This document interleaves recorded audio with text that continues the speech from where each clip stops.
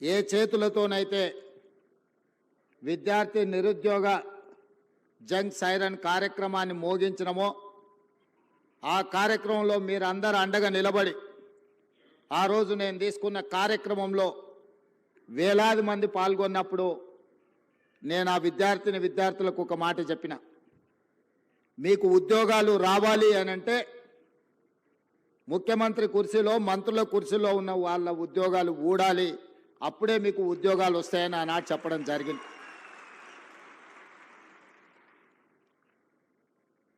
మా మాట మీద ఉన్న నమ్మకంతో మీరందరు కష్టపడి తండాలలో గూడాలలో మారుమూల పల్లెల్లో మీ తల్లిదండ్రులను మీ కుటుంబ సభ్యులను మీ నాయనమ్మ తాతలను మీ అమ్మమ్మల్ని తాతల్ని అందరినీ ఈ ఒక్కసారి మా కోసం ఓటేయండి, ఇది మా భవిష్యత్తు, మా భవిష్యత్తులో మేము ఆనందంగా ఉండాలి అని అంటే ఈ ఒక్కసారి మేము అడిగినట్టుగా ఓటేయండి అని చాలామంది విద్యార్థులు గ్రామాలలో కాంగ్రెస్ పార్టీ కార్యకర్తలు నాయకులు కాకపోయినా వాళ్ళకంటే ఎక్కువగా శ్రమించి ఇల్లు తిరిగి మా కాంగ్రెస్ పార్టీ శాసనసభ్యులను ఆనాడు గెలిపించడం జరిగింది.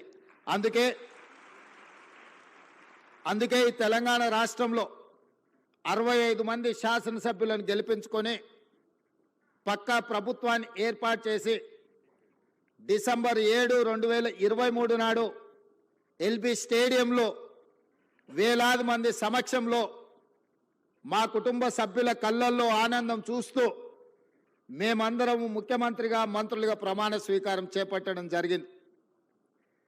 ఎల్బీ స్టేడియంలో మాకు ఉద్యోగాలు వచ్చి మేము బాధ్యతలు తీసుకున్నప్పుడు మా కుటుంబ సభ్యులు ఎంత సంతోషంగా ఉన్నారో, కొన్ని సంవత్సరాల నుంచి నియామకాలు జరగక ఉద్యోగ ఉపాధి అవకాశాలు లేక లక్షలాది మంది నిరుద్యోగ యువకులు నిరాశ చెందుతున్న సందర్భంలో మా మంత్రివర్గం ఆలోచన చేసి సంవత్సరాల కొద్దీ వాయిదా పడుతున్న ప్రభుత్వ ఉద్యోగాలను 90 రోజుల్లోనే 30,000 ఉద్యోగాలు వాళ్ళ తల్లిదండ్రుల కళ్ళల్లో ఆనందం చూసే విధంగా, వాళ్ళ కుటుంబ సభ్యులు సంతోషపడే విధంగా అదే ఎల్బీ స్టేడియంలో 31,000 మంది నిరుద్యోగులకు ఉద్యోగ నియామక పత్రాలు మేము అందించడం జరిగింది. అదే కాకుండా ఈనాడు పండుగ ముందు చాలామంది అన్నారు, పండుగ వస్తుంది, తెలంగాణలో పెద్ద పండుగ, అందరు పండుగ కార్యక్రమాలలో బిజీగా ఉంటారు, ఈ నియామక కార్యక్రమాలు ఇప్పుడు పండుగ ముందు చేపడితే వస్తారో రారో, పండుగ అయినాక చేపడదామని నాకు సూచన చేశారు. నేనన్నా, ఈ తెలంగాణకు అత్యంత పెద్ద పండుగ దసరా పండుగ, ప్రతి కుటుంబంలో సంతోషం చూడాలి, వాళ్ళ నియామక పత్రాలు అందించి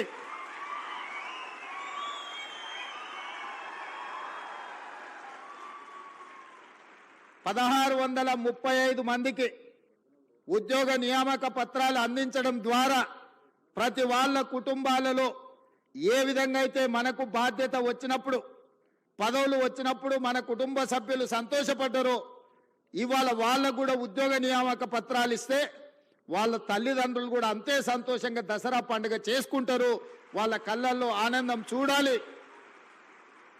ఉద్యోగాలు వచ్చిన వాళ్ళే కాదు, వాళ్ళ తల్లిదండ్రులను కూడా ఈ కార్యక్రమానికి ఆహ్వానించండి, శిల్ప కళావేదికలో ఏర్పాటు చేయండి అని చెప్పి మా అధికారులకు ఆదేశించడం జరిగింది. ఈరోజు ఇంత అద్భుతమైన ఇంత మంచి కార్యక్రమం, నేను చాలా సభలు సమావేశాలు మీకు తెలుసు వెళ్తుంటాను, ఆ సభలలో సమావేశాలలో సంతోషంతో కొట్టే చప్పట్లు లేకపోతే కూలీకి వచ్చిన వాళ్ళు కొట్టే చప్పట్లకు తేడా నేను గుర్తిస్తా. ఇవాళ మీరు కొడుతున్న చప్పట్ల వెనుక మీ సంతోషం, మీ కుటుంబ సభ్యుల యొక్క ఆనందం కొట్టొచ్చిన కనిపిస్తుంది. ఎందుకంటే ఏళ్ల కొద్దీ నిరీక్షించే మీ కళ ఈరోజు సాకారం కాబోతుంది. ఈ కళ సాకారం కాబోతున్న వేళ మీ ఆనందాన్ని చప్పట్ల ద్వారా వ్యక్తపరుస్తున్న సంగతి ఈ వేదిక మీద ఉన్న నాకు స్పష్టంగా అనిపిస్తుంది. మిత్రులారా, మీ అందరికీ నా సూచన ఒక్కటే, ఈ తెలంగాణ రాష్ట్రం ఆషామాషిగా రాలే. ఈ తెలంగాణ రాష్ట్రం మీలాంటి వేలాది లక్షలాది మంది విద్యార్థిని నిరుద్యోగ యువకులు ఉద్యమాలు చేసి వందలాది మంది పిల్లలు ఆత్మ బలిదానాలు చేసుకుంటే రాష్ట్రాన్ని తెచ్చుకున్నాం. ఆ రాష్ట్ర సాధనలో ఇంధనంగా పనిచేసిందే నిరుద్యోగ సమస్య. తెలంగాణ వెనుకబాటుతనం, తెలంగాణను వెనుక వేయబడ్డది. తెలంగాణ పునర్నిర్మాణంలో తెలంగాణ బిడ్డలు భాగస్వాములు కావాలన్న ఆలోచనతోటి లక్షలాది మంది విద్యార్థులు యూనివర్సిటీలు వదిలి ఉద్యమ బాట పట్టి తెలంగాణ రాష్ట్రాన్ని సాధించుకున్నాం. ఆ సాధించుకున్న తెలంగాణ రాష్ట్రంలో ఈరోజు తెలంగాణ భవిష్యత్తును తీర్చిదిద్దడానికి మీరందరూ ఈరోజు ప్రతిన చేయబోతున్నారు. ఈ తెలంగాణ నిర్మాణంలో మీరు భాగస్వాములు కాబోతున్నారు. ఇది బాధ్యత.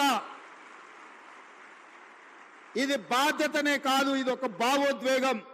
నేను ప్రతి ఉద్యోగ నియామకాల సందర్భంగా నేను చెప్తున్నా, ఇది ఉద్యోగం కాదు, ఇది భావోద్వేగం.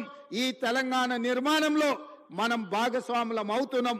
ఏ విధంగా అయితే ముఖ్యమంత్రి నాకు ఒక భావోద్వేగమో, ఏ విధంగా అయితే లక్షలాది మందికి రాని అవకాశం ఈరోజు నాకు ముఖ్యమంత్రి వచ్చిందో, ఈరోజు ఇంజనీర్లుగా మీకు కూడా లక్షలాది మంది విద్యార్థులు పోటీ పడితే మీరు ఎన్నికైనరు. మీ బాధ్యతను మీరు మరవద్దు. ఈ ఉద్యోగాన్ని ఉద్యోగంలాగా కాకుండా భావోద్వేగంగా భావించండి. ఈ తెలంగాణ నిర్మాణంలో మీరు భాగస్వాములు కాబోతున్నారు. తెలంగాణ భవిష్యత్తు నిర్మాణంలో ఈ ఇంజనీర్లదే కీలకమైన బాధ్యత. పెద్దలు కోమటిరెడ్డి వెంకటరెడ్డి గారు చెప్పినట్టు మీరు బాధ్యతాయుతంగా వ్యవహరించండి. ఎవరిని ఆదర్శంగా తీసుకోవాలనో మీ కళ్ళ ముందలో ఉన్నాయి. బాక్రానంగల్ డ్యాం నుంచి నాగార్జున సాగర్, శ్రీశైలం, శ్రీరామ్ సాగర్ వరకు పండిత్ జవహర్లాల్ నెహ్రూ గారి సమయంలో మొదటి ప్రధానమంత్రి కట్టిన ప్రాజెక్టులు ఎన్ని వర్షాలు, వరదలు, తుఫాన్లు, ఉప్పెనలు వచ్చినా నిటారుగా నిలబడి ఆ నాణ్యత అక్కడ కళ్ళ ముందు కనిపిస్తుంది. ఆ రోజు సాంకేతిక నైపుణ్యం లేదు, ఈ యంత్ర సామాగ్రి లేదు. మనుషులనే పెట్టి సంవత్సరాల కొద్దీ అక్కడ క్యాంపులేసి అక్కడ కూర్చొని నిర్మాణం చేసి ఇవాళ ఈ తెలంగాణను నిర్మించడం జరిగింది. ఇదే కాదు, మోక్షగుండం విశ్వేశ్వరయ్య 1908లో హైదరాబాదు నగరాన్ని వరదలు వచ్చి ఉప్పెనై కమ్మేసి వేలాది మందిని పొట్టన పెట్టుకున్నప్పుడు ఆ వరదల్ని నియంత్రించడానికి ప్రపంచంలో ఉండే ఇంజనీర్లందరినీ కూడా వారు సంప్రదించడం జరిగింది. అందులో మోక్షగుండం విశ్వేశ్వరయ్యను వారు నియమిస్తే వారు ఈరోజు నిర్మించిన man made wonders Osman Sagar, Himayat Sagar, మనం ముద్దుగా పిలుచుకునే గండిపేట నుంచి మొదలు పెడితే పురాణపూర్ బ్రిడ్జ్ల వరకు ఈరోజు హైదరాబాదు నగరంలో ఆనాడు ఈ వరదల్ని, అనంతగిరి కొండల్లో నుంచి వచ్చే వరదల్ని నియంత్రించడం ద్వారా, నిలువరించడం ద్వారా గండిపేట, ఉస్మాన్ సాగర్లను నిర్మించి ఖాళీ నీళ్ల కోసమే కాదు వాటిని తాగునీటి వనరులుగా మార్చి లక్షలాది మంది హైదరాబాద్ ప్రజలకు దాహార్తిని తీర్చడానికి మోక్షగుండం విశ్వేశ్వరయ్య నిర్మించిండు. వారు ఇంజనీర్ కాబట్టే, క్వాలిటీ కలిగిన ఇంజనీర్ కాబట్టే అలాంటి గొప్ప మ్యాన్ మేడ్ వండర్స్ ను, అద్భుతాలను నిర్మించి మనకిచ్చాడు. 115 సంవత్సరాలైనా మొన్న ఎండాకాలంలో గోదావరి, కృష్ణలో కరువు వచ్చి ఎండిపోయి తాగునీటి సమస్య ఏర్పడ్డప్పుడు హైదరాబాదు నగర దాహార్తిని తీర్చింది ఉస్మాన్ సాగర్. అదేవిధంగా ఈ గండిపేట్, ఈ ప్రాజెక్టులు ఆ రోజు మాకెందుకు లేని, లేదా ఏ 10 ఏళ్ళుంటే చాలను కట్టినుంటే ఇవాళ మనకు ఈ పరిస్థితిలో మన ఆదుకుంటుండేనా?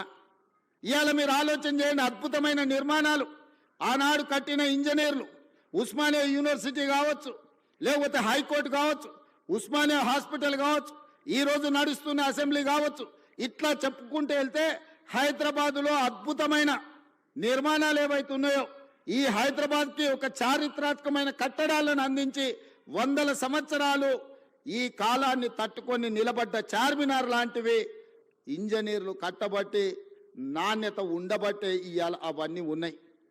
మీరు చార్మినార్ నుంచి ఉస్మానియా యూనివర్సిటీ వరకు కట్టిన ఇంజనీర్లను ఆదర్శం తీసుకుంటారా? ఉస్మాన్ సాగర్, హిమాయత్ సాగర్ ను నిర్మించిన ఇంజనీర్లను ఆదర్శం తీసుకుంటారా?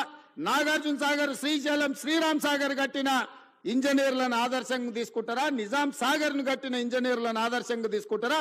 నిజాం షుగర్ నిర్మించిన ఇంజనీర్లను ఆదర్శంగా తీసుకుంటారా? లేకపోతే కాళేశ్వరం కట్టిన వాళ్ళని ఆదర్శంగా తీసుకుంటారా? మీరు ఆలోచన చెయ్యండి. ఈ ప్రభుత్వం వచ్చినాక గత 10 ఏళ్లలో నిర్మించినవి ఏవైనా సరే ఎక్కడికైనా వెళ్దాం. ఇవాళ మాటలు మాట్లాడుతున్న మంత్రులకు నేను సూటిగా సవాలు విసురుతున్నా. మీరు కట్టిన డబుల్ బెడ్రూమ్ ఇండ్ల దగ్గరికి పోదామా? మీరు వేసిన రోడ్ల దగ్గరికి పోదామా? మీరు నిర్మించిన అమరవీరుల స్తూపం దగ్గరికి వెళ్దామా? ఈరోజు మేము కూర్చుంటున్న సచివాలయానికి మీరు వస్తారా? లేకపోతే 1,00,000 కోట్లు ఇప్పటికే కాంట్రాక్టర్లకు బిల్లులు చెల్లించిన కాళేశ్వరం, మేడిగడ్డ, సుందిల్ల, అన్నారం బ్యారేజ్ల దగ్గరికి వెళ్దామా? మీరే కడితిరి, మీరే మింగుతిరి, మీరు ఉండగానే కూలిపాయి. ఇప్పటికీ డిపిఆర్ లేదు, డీటెయిల్ ప్రాజెక్ట్ రిపోర్ట్ లేకుండా ఒక చిన్న గుడిసేసుకున్నా. ఇవాళ రేపు మనం ఒక మేస్త్రిని పిలిచి, అయ్యా 2 అర్రల గుడిసే వేయదలుచుకున్నా కట్టెలు ఎంత పడుతుంది, సొప్పు ఎంత పడుతుంది, ఒకవేళ స్లాబ్ వేయదలుచుకుంటే సిమెంట్ ఎంత పడుతుంది, స్టీల్ ఎంత పడుతుంది, కంకర ఎంత పడుతుంది, ఖర్చు ఎంత అవుతుందని మనం అంచనా వేసుకుంటాం. ఒక్క అర్ర ఇల్లు కట్టుకోవాలన్నా, చిన్న పాండప పెట్టుకోవాలన్నా ఒక ప్రాజెక్టు రిపోర్ట్ తీసుకుంటాం మనం. అవునా? 1,50,000 కోట్ల అంచనాలు, 38,000 కోట్ల రూపాయల అంచనా ఉన్న ప్రాణహిత చేవెళ్ళ పేరు మారి కాళేశ్వరమై రీడిజైనింగ్ పేరు మీద 1,50,000 కోట్లకు అంచనాలు పెంచి ఇవాళకి 1,00,000 కోట్లు చెల్లించిండ్రు. 3వ టీఎంసీకి ఇంకా పనులు పూర్తి కాలేదు.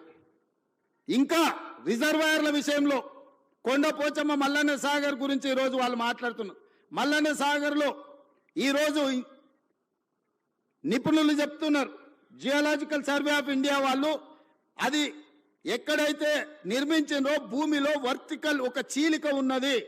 50 టీఎంసీల నీళ్లు నింపిన రోజు అది కుంగిపోయి భూకంపం వచ్చి ఊర్లే తుడిచిపెట్టకపోతాయని చెప్పి వాళ్ళ సాంకేతిక నిపుణులు నివేదిక ఇచ్చారు.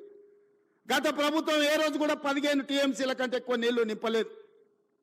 అట్లాంటి ప్రాజెక్టు మీద 1,00,000 కోట్లు ఖర్చు పెట్టి ఇవాళ కాళేశ్వరం కట్టినామని చెప్పి మాట్లాడుతున్నారు.